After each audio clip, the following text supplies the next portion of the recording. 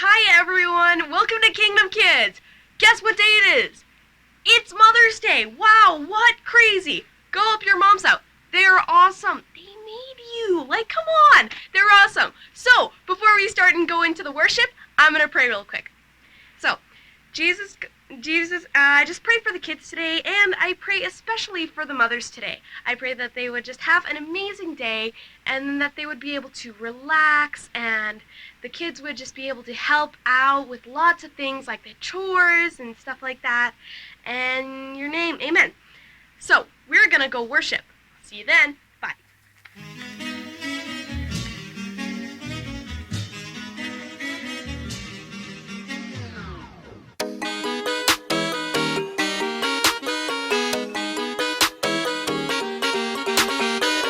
Hey Goliath, you look pretty big.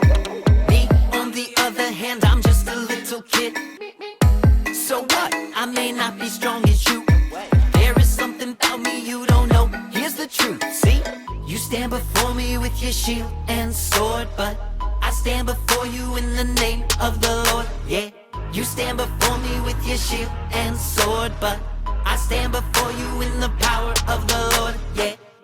Hey Goliath. Hey Goliath. Hey Goliath. Hey Goliath. Hey Goliath, if only you knew. You think you're fighting me, but you're really fighting too. The battle's not mine, it belongs to the Lord. Greater is the one who's in me than any in the world. So you stand before me with your shield and sword, but I stand before you in the name of the Lord, yeah. You stand before me with your shield and sword, but I stand before you in the power of the Lord, yeah. Hey Goliath. Hey Goliath. Hey Goliath. Hey Goliath. Hey Goliath, go ahead and laugh. I got a couple pebbles hidden in this bag. When I raise my arm, when I start to swing, I'ma knock you out with just a rock and a sling, yeah.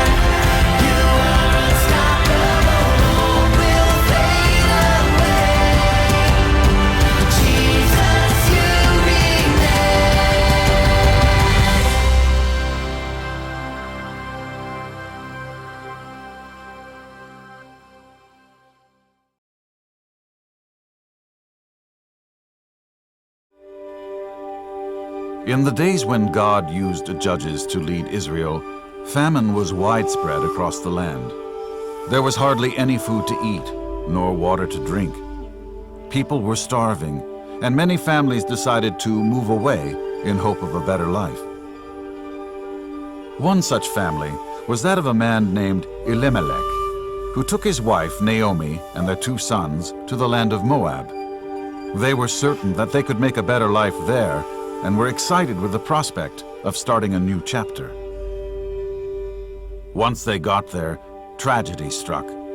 The father of the family, Elimelech, died. His 2 sons took Moabite wives named Ruth and Orpah and lived there for 10 years. Then more disaster struck when they also died. This was devastating. Who was going to provide for them or protect them? Naomi, Ruth, and Orpah were left to fend for themselves. Naomi decided to go back to Israel, to the land she knew so well, to the people she understood, a language she knew, and a community who would accept her in her grief. She wanted her daughters, Ruth and Orpah, to stay in their land and start new families. But Ruth resisted. "No, I will go wherever you go.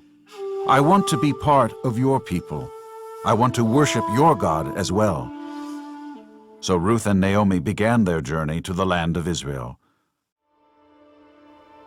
After a long journey, they arrived in Bethlehem, Naomi's hometown. The entire town came out to welcome her back. They were so surprised to see Naomi after more than 10 years, but they were also struck by how old and sad she seemed. "Naomi, is that you?" they asked with excitement. But Naomi did not share their excitement. "Call me bitter, not Naomi. I have had a bitter experience," she said. Naomi and Ruth had arrived at harvest time, and the people were busy gathering grain. Naomi and Ruth had no sons or husbands or wealth. They desperately needed food. Naomi was too old to gather grain, so Ruth happily went out to see what she could find. She ended up gathering the leftover scraps in a field that belonged to a man named Boaz. This man was very rich and famous, and everyone knew of his noble character. He was kind to everyone, and he loved God. As Ruth gathered grain, everyone seemed to notice her. After all, she was from a different culture. She had different clothes and a different language. Boaz saw how hard she worked. He asked one of his managers, "Who is this girl who has been reaping in my field?" "Ah, that's Ruth, the daughter-in-law of Naomi," he replied. So Boaz was very kind to Ruth and made sure that everyone respected her and let her gather all the grain she needed. In fact, he even let her eat with his servants. When Ruth came home after a hard day's work, she told Naomi all about the kind man named Boaz and how he took special interest in her. Naomi remembered that Boaz was a relative to her dead husband, Elimelech. Now, it was tradition in those days for the closest relative of the family to help in time of need. Naomi saw this as a great opportunity for Boaz to be the family rescuer, or kinsman redeemer, as they called it. She told Ruth that she must continue gleaning from his field. After all, he had been so kind, why go anywhere else? Day after day, Ruth gathered in his field. Boaz offered her protection, food, and kindness. Day after day, they grew to enjoy being near one another. Naomi was hoping this would happen.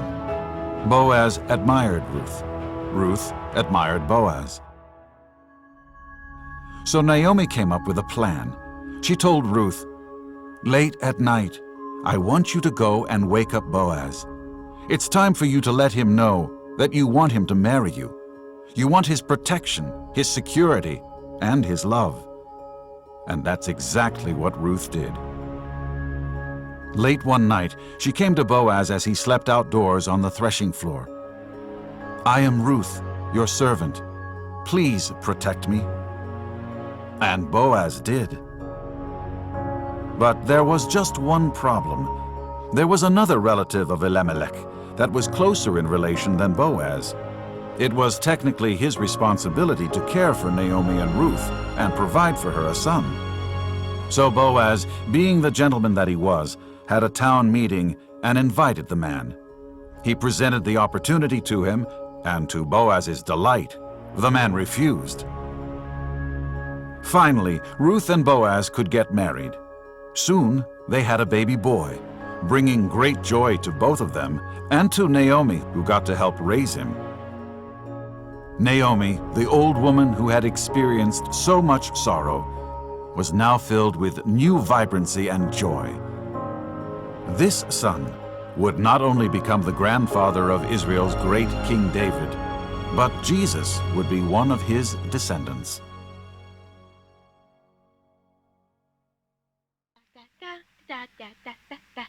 Oh, hey, Pepper. What are you doing? Well, I'm playing with my toys. But Pepper, you're supposed to be inside helping Mom with the dishes. But I said I'd do that later. And besides, I don't want to. Well, I guess you're right. We'll just have to let Mom do it all by herself. Those dishes can do themselves, and maybe the laundry. Well, we won't ever have to do our laundry or clean up our own mess. How Yeah, about that sounds nice. And we can drink all the pop or juice we wanted. And ice cream twice a day. Twice a day, huh? Well, don't you ever think that maybe Mom gets a little tired or doesn't want to do the work? And, what if Mom stopped and would drink her coffee all day? And then who would do the work? And who would make us supper? Well, I can't. I don't know how. And I'm too young. But didn't you say that you wanted to be a mom someday? Well, yeah, but I can't learn all that at once. No, you're right. And, but what happens when you grow up and you move out on your own and, you don't know how to cook or to clean? Well, I don't know what I'd do. Well, I believe that's why we would help out with chores, so that we could help learn from our mom.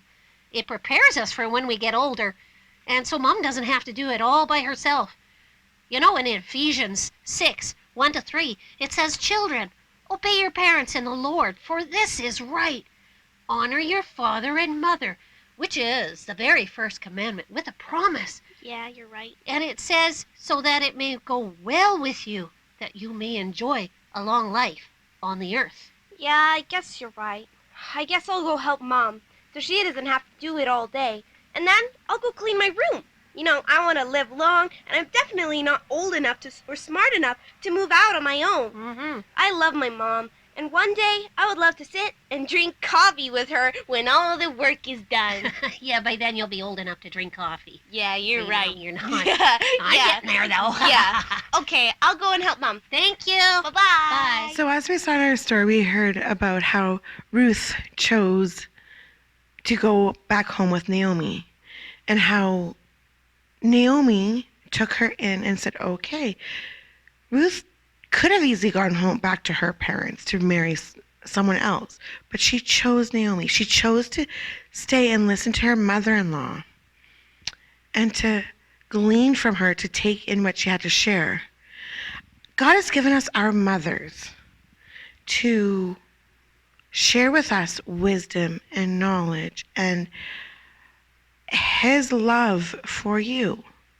So as you sometimes grumble and complain about your moms, they're doing the best that they can, and they are teaching you how to be godly men and godly women, so that when you are older, you can pass that on to your children. God has placed us with our families for a specific reason. He has instilled in us, each one of us, something that He wants us to share with others. Just like these flowers. Aren't they beautiful? I like them. But my favorite one is actually this one. Because here you can see the nice purple daisy, but you can also see the white. We were all born with no impressions, but God has designed us to take in the wisdom and the love that our parents show for us. And it changes us to the color that he wants us to. So these flowers were put into water with food coloring or a special dye. I'm assuming it's a special dye, but I've done it with food coloring. He puts us into the food coloring to make us our own special color. And we take on the characteristics of our moms. So on this Mother's Day, don't forget to say thank you, not only to your moms for loving you and for making you into this beautiful person, for molding you into this beautiful person, but say thank you to God for placing you in the families that He has put you in, because He has a special purpose for your mom and for you and for your relationships with them. So happy Mother's Day. Hi everybody, I'm Trent. I don't get to talk to you guys too often. I'm normally stuck behind the computer, which is where I'm going to be shortly when I put this all together for you guys. But I did want to share, this is Mother's Day. And if you haven't made a card or done something nice for your mom already, we got some ideas for you. And we're going to share those ideas so that it's not too late. When you're done here, you can go and do some of these cool things. And we've even split them into groups so that depending on how old you are, we'll have some different tasks for you. Before we do that, I got to get me out of the way of the screen so that I can show you these things. So I'm just going to squeeze it a little bit here. A little bit more. Oh, now get me out of the way here. Pull me up over here. One more. Okay, so now we have room on the screen. I'm going to share some things for you. So if you're a toddler, that's the wee little ones. We got things like put your books back up on the shelf, pick up your toys. There's lots of cute little things. Put your clothes in the hamper, help fix your bed, wipe up little things, clean your room essentially. Preschoolers, we got a list for you too. That's right over there as well. Make your bed. Great way to help out mom. Set up and clear the table. Feed your pets, dust some shelves. There's lots of little things for you too. If you're an elementary school student, do the dishes. You know how much fun that is? You can get water everywhere, but then you got to clean it up. But it's something to help out mom. Clean the floor, fold the laundry, take out the trash, load the dishwasher or empty it. If you are pre-adolescent, wash and dry clothes. Do laundry. It's fun. It can be fun. Take those things out of there. Throw them at your brother and sister, but then put them away. Fold them nicely. Help your mom out. Clean the toilet. That's one of those things, mom, she does that all the time. Do that for her. She'll love you for it. Wash the car. Like I know our van right now, it is really dirty. Wash the car for her. If you're a teenager and you got younger siblings, help mom out. Mom, go have a nap. I'll look after the kids. That's one thing that'll help her out. You can also prepare meals. Lots of times mom's in the kitchen making food for you. This time, take that opportunity, make it for her. Go get some groceries for her. Mow the lawn. There's lots of things you can do. The important part is, let's take this opportunity on Mother's Day. Let's make our moms feel special. Thanks for watching and have a great day. Did you guys see that? That was my dad. He's amazing. We'll have to do something special for Father's Day as well. But for now, let's just thank the mothers. And thank you guys for coming and watching today. It's really a blessing. So I'm going to pray and then we're going to say bye. All right. Dear Lord, I thank you for today. I thank you for all the kids that are watching right now. And I pray that they would just be blessed and that all the mothers on today would just have had a wonderful day or a wonderful day coming, and we thank you for this in your name. Amen. All right, well, we'll see you guys next Sunday. Bye!